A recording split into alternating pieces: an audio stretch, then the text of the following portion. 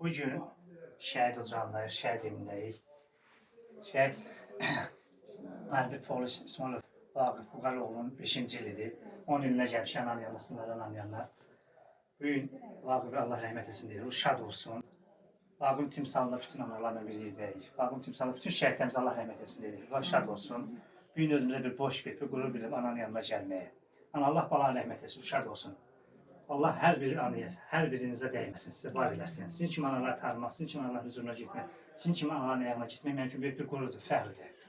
Mən səmimi deyim ki, sizin kimi analar bizim mələksiniz, nursunuz. Allah sizi var eləsin.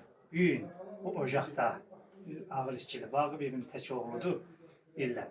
Allah sizə dəyməsin, sizə səbir versin. Allah sizləri hər zaman yaşatsın ki, siz yaşayın, balalarınız yaşasın.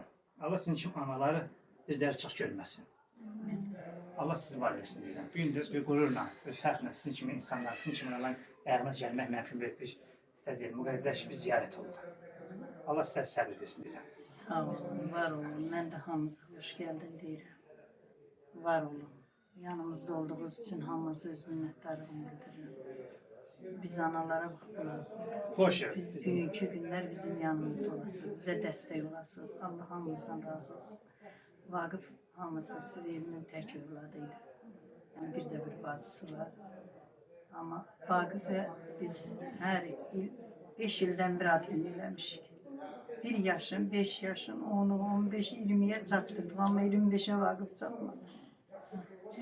Hər 5 ildən bir Vaqifə biz böyük belə palatka qurub, aşıqlı zatlar dinlədik. 25'i də ev olma evi.